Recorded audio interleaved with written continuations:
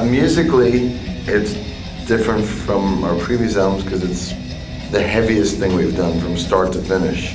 We've always had heavy sections and heavy songs scattered throughout an album, but this one is pretty much heavy from start to finish, the whole entire thing.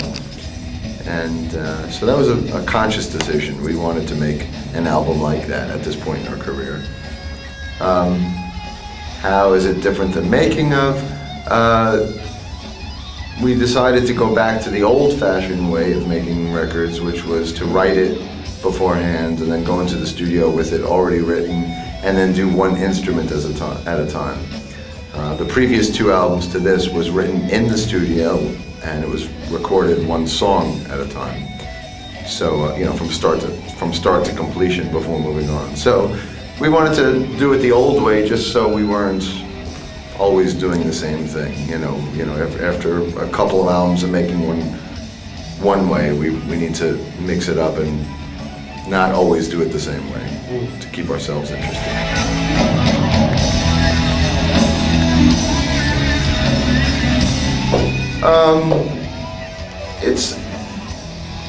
It's been kind of split, because I think the people that wanted to hear a heavy album from Dream Theater are very, very happy. They love it. But the people that want to hear the more traditional prog sound are maybe in shock. It's too extreme for them. So, the audience has been kind of divided. But I think once people see the new songs live, it makes sense to them. They realize how much of it really is Dream Theater. I think now that the tour is underway, people are starting to get it.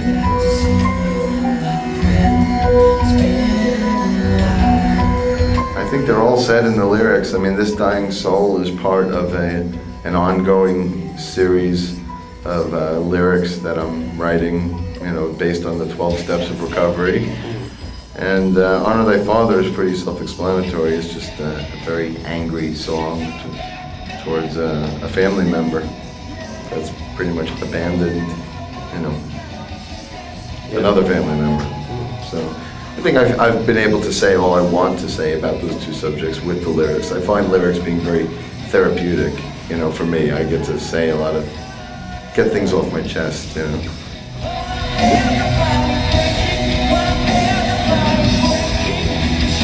Just to be able to play longer and get 3 hours. Yeah. 3.5, 4 hours. Yeah. Last night's show was like 3 hours and 20 minutes. Yeah.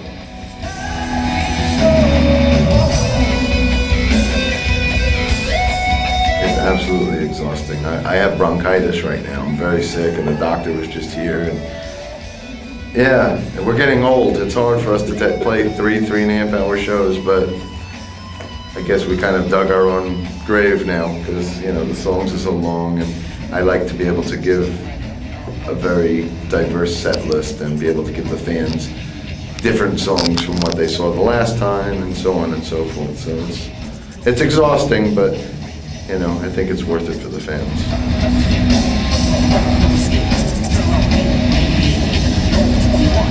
I would say the only thing I know for sure is that it probably won't be like this album because we never want to repeat the same album twice.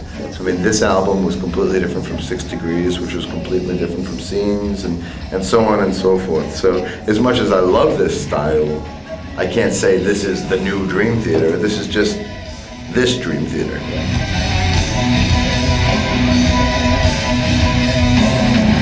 Well, as far as our influences being too obvious, we just do what we do, and whatever comes out, comes out. I think if you listen to our very first album, you can hear there's a Rush influence, there's a Kansas influence, there's a Yes influence, there's a Queensryche influence. You can listen to any one of our albums and say that, and we'll say that. So, we're music lovers. So, nobody creates music in a vacuum. You're obviously going to make things that sound like something maybe you've heard for a point of reference. As far as the people who say, what was the first part of that question? They complain about the new metal. The rapping thing. Yeah, and the rap. I think the vocal melodies and approaches were written to to work with the music. You can't have this dun-dun-dun-dun-dun, like System of a Down riff and have a Steve Perry clean, sweet, high vocal on top of it. It just wouldn't work. We had these riffs and these songs, and the vocals needed to kind of suit them. So we just wrote vocal parts that we felt best accompanied the music.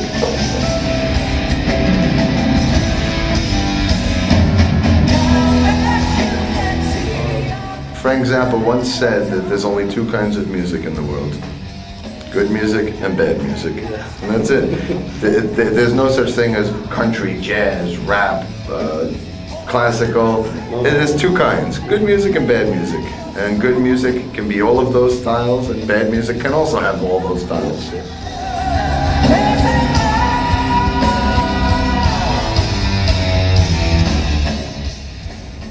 Oh yeah, we're at the point where we have no idea what the fuck is going to please all the fans.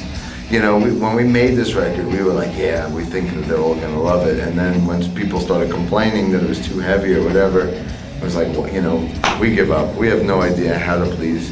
I think the fact of the matter is it's impossible to please all of our fans because our fan base is pretty diverse. Some of them like the heavy stuff, some of them like the prog stuff, some of them love James's voice, some of them hate James's voice. So it's impossible to please them all.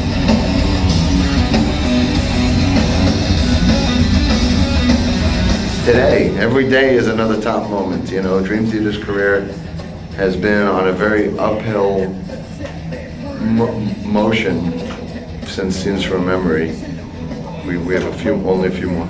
It's been on a very uphill motion for years now, and the shows keep getting bigger and better, and the albums keep getting more and more satisfying for us to make. So I just say every day is another another great day and dream come true. Some of the worst moments were when the band almost broke up in 1998 because we were feeling so much frustration from outside people being involved with the band's direction. And once we finally got rid of that, it's been all uphill ever since.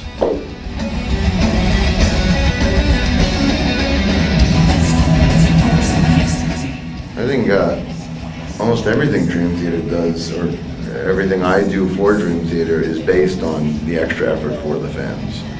Because I know what it's like to be a fan of a band. So I try to do for Dream Theater fans all the things that I loved my favorite bands doing for me, or I try not to do all of the things that my favorite bands did do that I didn't like always playing the same songs live. I want to make sure we never do that kind of stuff. So You'd Say Jam Records is basically just CDs for the hardcore fans that just want more.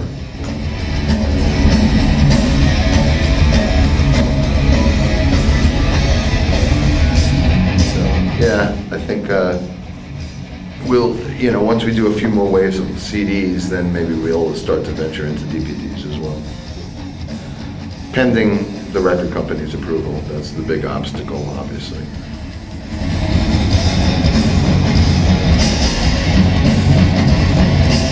I do, but I don't think any of them are as good as mine. So I don't waste too much time over there. So you haven't seen the Norwegian website? Is it in English or Norwegian? I think it's mainly in Norwegian. Norwegian, that's what I think. Those I can't read it, so it's not as exciting for me, but I definitely appreciate that they exist, for sure.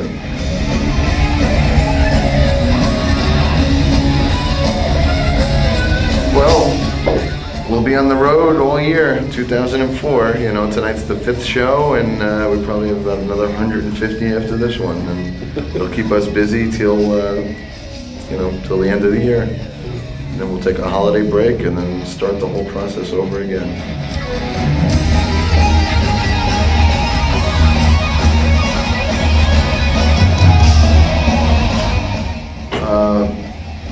My collection is